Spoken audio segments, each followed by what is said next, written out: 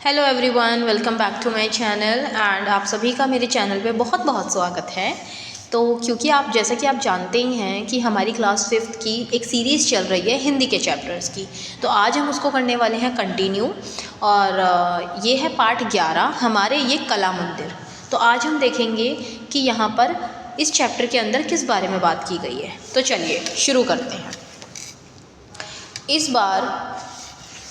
इस बार निशा की मौसी ने छुट्टियों में उसे अजंता और इलोरा दिखाने का वादा किया था।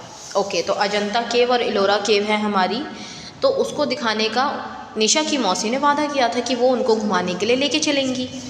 निशा ने पुस्तकों में अजंता इलोरा के बारे में पढ़ा था। ये दोनों जो केव्स हैं, ये जो हमारे मंदिर हैं, मंदिर भी हैं केव्स भी हैं, तो यहाँ पर मंदिर की बात की गई है क्योंकि टॉपिक का नाम ही है कला मंदिर, राइट।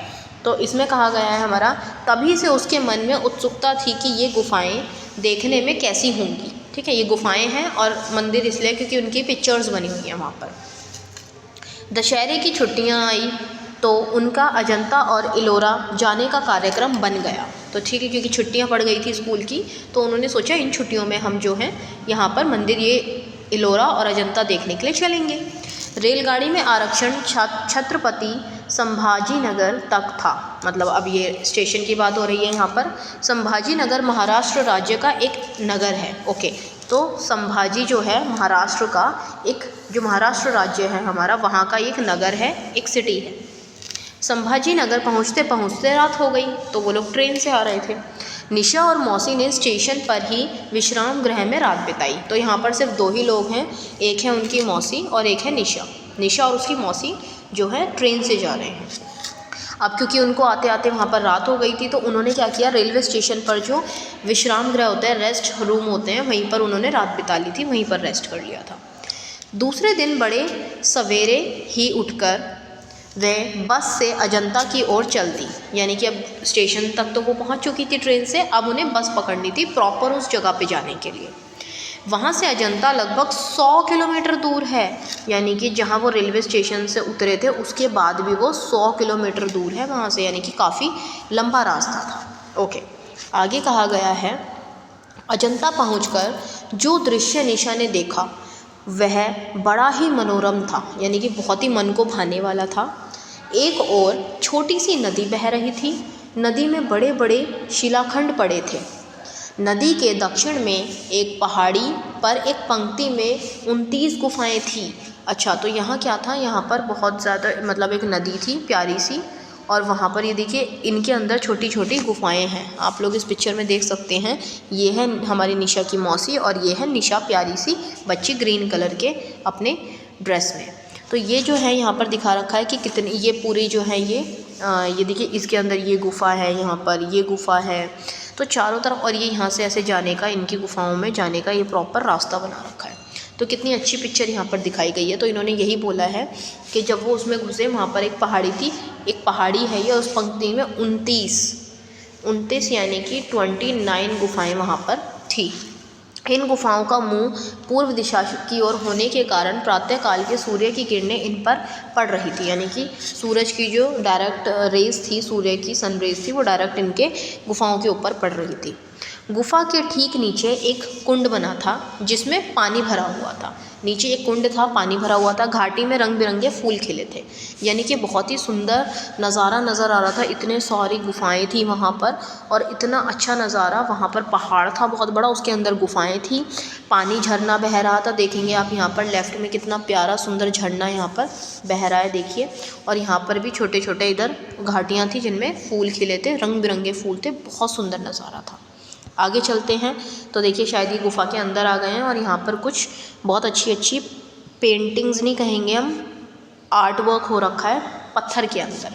तो देखते हैं कि आगे क्या लिखा हुआ है। ओके, तो निशा मौसी के साथ गुफाओं को देखने के लिए अंदर आई। अब देखिए यहाँ पर आप पिक्चर में देख सकते हैं कि ये अंदर की गुफा है। उन्होंने देखा कि गुफाओं के अंदर दीवारों पर अत्यंत सुंदर चित्र बने हैं। तो देखिए दीवारों के ऊपर ये देखिए सारे चित्र बने हैं, इधर चित्र बने हैं, ये यहाँ पर एक इस तरीके का चित्र बना हुआ है और ऊपर देखिए कितना पूरा प्रॉपर डिज़ाइन से जो है ये चीज़ नज़र आ रही है। यानी कि बहुत ही सुंदर नज़ारा था अंदर का। गौतम बुद्ध का घर छोड़कर तप के लिए जाना भिक्षुओं को उपदेश देना, साधु के रूप में भिक्षा मांगने जाना आदि के चित्र अत्यंत संजीव थे। यहाँ पर एक गौतम बुद्ध की जो है पेंटिंग बनी हुई है, बहुत अच्छा सुंदर चित्र बनाया गया है। और उनकी पूरी यात्रा कि कब उन्होंने यहाँ पर घर छोड़ा, फिर दूसरी पिक्चर में दिखाया है कि वो भिक्षा मांग रहे हैं, भिक्षुओं को उपदेश दे रहे हैं, साधु के रूप में यहाँ पे भिक्षा मांग रहे हैं। प्रॉपर तरीके से एक एक तरीके का चित्र बना रखा था उनकी पूरी जीवन शैली को लेकर। तो ये बहुत सुंदर था, क्योंकि जब आपको किसी चीज़ के बारे में ऑलरेडी नॉलेज होती है और फिर आप उसको देख भी लेते हैं तो वो आपके दिमाग में बहुत अच्छे से छाप छोड़ देता है और फिर आप उस चीज़ को बहुत अच्छे से समझ जाते हैं। इसके अतिरिक्त पेड़ पौधों, पशु पक्षियों, स्त्रियों आदि के भी चित्र थे, यानी कि चित्र और चीज़ों के भी थे, पेड़ पौधों के, पक्षियों के, स्त्रियों के, हर चीज़ के चित्र बनाए गए थे। उन्हें देखते ही निशा के मुंह से निकला, वाह! उन सभी चित्रों में अत्यंत सुंदर रंग भरे थे। सैकड़ों, मतलब उसने जब ये चीज़ देखी तो उसके मुंह से एक शब्द निकला, वाह! मतलब कि wow, what are beautiful things in this cave, मतलब कितनी सारी ब्यूटीफुल चीज़ें हैं। सैकड़ों साल बीत जाने पर भी ये रंग फीके नहीं पड़े थे, यानी कि इसके अंदर अभी इस पेंटिंग में तो आपको कोई रंग नहीं नज़र आ रहा है, लेकिन जो और जगह होगी जहाँ पर सुंदर सुंदर जो है रंग भरे हुए थे और ऐसे रंग थे कि इतने सालों बाद भी वो फीके नहीं पड़े थे, आज भी बहुत सुंदर लग रहे थे। मौसी ने कहा, निशा, ये गुफाएं 2000 वर्ष पुरानी हैं, यानी कि 2000 ईयर्स पहले की ये गुफाएं हैं। समझ रहे हैं आप, कितना टाइम हो गया और 2000 साल के बाद भी ये गुफाओं के जो रंग हैं ये कितने ज़्यादा सुंदर नज़र आ रहे हैं, है ना।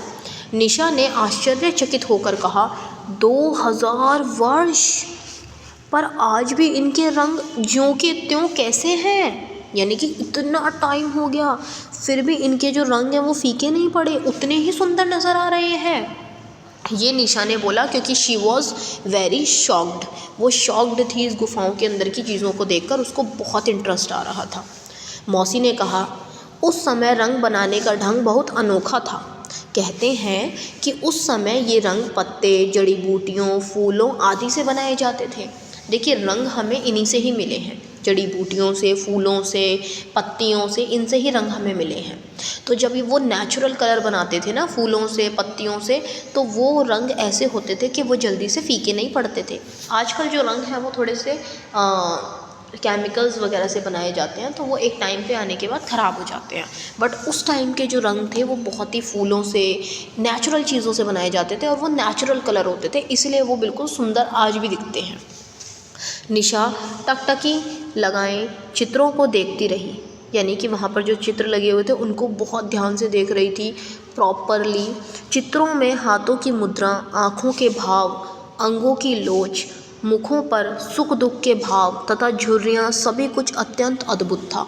यानी कि वो जब उनकी पिक्चर को देख रही थी तो हाथों का जो उनका पोजीशन थी, हाथ किस तरीके से हैं, आंखें क्या भाव दे रही हैं। कभी कभी ऐसा होता है ना, हम सामने वाले की आंखें देखकर समझ जाते हैं कि वो खुश है, कि वो हमें गुस्सा है या फिर वो नाराज़ है। उसी तरीके से वो जो पिक्चर्स वहाँ चित्र बनाए गए थे वो बिल्कुल ऐसे लग रहे थे रियल, एक भाव स्पष्ट हो रहा था कि वो दुखी है कि खुश है। मुँह के ऊपर अगर कोई ओल्ड है तो पूरी झुर्रियाँ बहुत अच्छे तरीके से नज़र आ रही थी, एक एक चीज़ बहुत प्यारे तरीके से बनाई गई थी।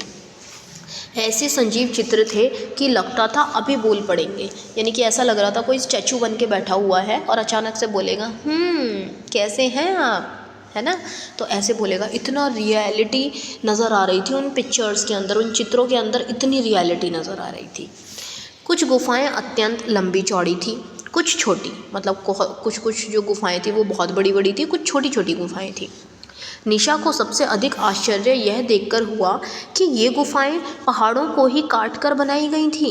इन गुफाओं में बनी मूर्तियां भी पत्थरों को तराश कर बनाई गई थी। यानी कि सबसे ज़्यादा जो शौक था उसको तब लगा ये देखकर कि ये सिर्फ एक पहाड़ है, यानी कि सिर्फ एक पहाड़ है और जैसे कि समझ लीजिए ये एक पहाड़ है बहुत बड़ा, तो यहाँ से इनको तोड़ तोड़ कर यहाँ गुफाएं बनाई गई थी। ऐसे ये पहाड़ों के अंदर गुफाएं बनाई गई थी, पत्थर को काट काट के जो है गुफाएं बनाई गई थी। और जब वो गुफा थी जो पूरी अंदर की जो गुफा है उसके अंदर जो पत्थर थे उनके ऊपर मूर्तियाँ भी बिल्कुल पत्थरों के ऊपर तराश तराश के तोड़ तोड़ कर पत्थरों को शेप दे देकर बनाई गई थी। मतलब इतना ज़्यादा डीप वर्क हो रखा था इन गुफाओं में कि कोई भी देखकर शॉक्ड रह सकता है ना। तो चलिए आगे देखते हैं। अजंता की गुफाएं देखकर निशा और मौसी वापस संभाजी नगर आ गई। यानी कि अब देख लिया था उन्होंने, वो वापस आ गई थी। वहाँ से वे दूसरे दिन बस में बैठकर इलोरा की गुफाएं देखने गई। अभी उन्होंने वहाँ पर अजंता की गुफाएं देखी थी, अब वो यहाँ पर इलोरा की गुफाएं देखने गई थी। संभाजी नगर से इलोरा लगभग 40 किलोमीटर दूर है ना। तो यहाँ अजंता और इलोरा में ज़्यादा गैप नहीं है, 40 किलोमीटर का जो है गैप है। तो यहाँ से फिर वो यहाँ गई, ठीक है। इलोरा पहुंचकर निशा ने देखा कि पहाड़ों को ही काटकर लगभग 30 मंदिर बनाए गए हैं। अब जो यहाँ पर इलोरा है वहाँ पर पहाड़ों के बीच में ही यहाँ पर मंदिर बनाए गए हैं। मंदिर समझ रहे हैं आप, मंदिर बनाए गए हैं। इन मंदिरों में बहुत सी ही सुंदर मूर्तियाँ देखने को मिली। यानी कि मंदिर के अंदर भी बहुत सारी मूर्तियाँ थी।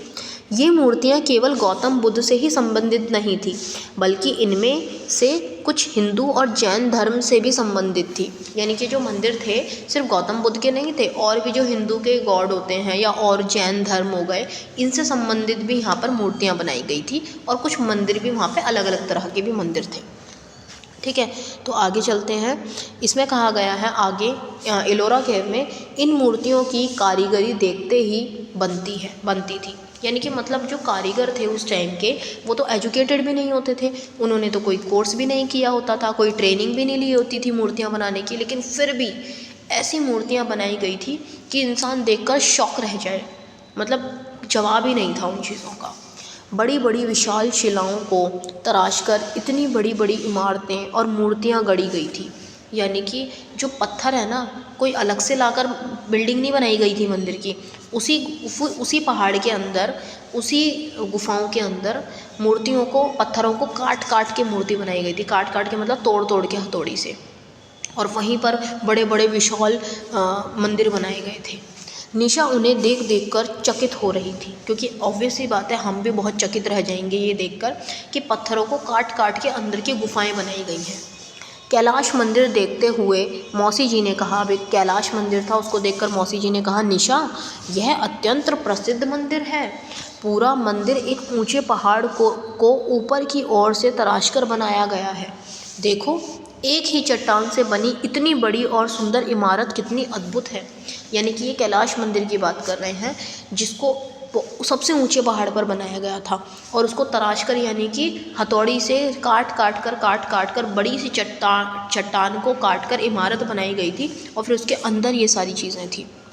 देखिए, देखो ये कितना अच्छा लग रहा है। यानी कि ये बहुत बड़ा पत्थर था, ये यहाँ पर कोई पत्थर था, इसी पत्थर के ऊपर इसको काट काट के ऐसी पिक्चर ये बनाई गई है। यानी कि आप पहले के लोगों की क्रिएटिविटी देखो, कितना ज़्यादा जो है ये लोग इतने एक्सपर्ट थे इन चीज़ों में, कितना सुंदर इन्होंने ये चीज़ बनाई हुई है। This is really amazing. आप लोग भी देखेंगे तो चकित रह जाएंगे बिल्कुल। तो आपको मौका मिले तो आप भी देखने के लिए ज़रूर जाइएगा।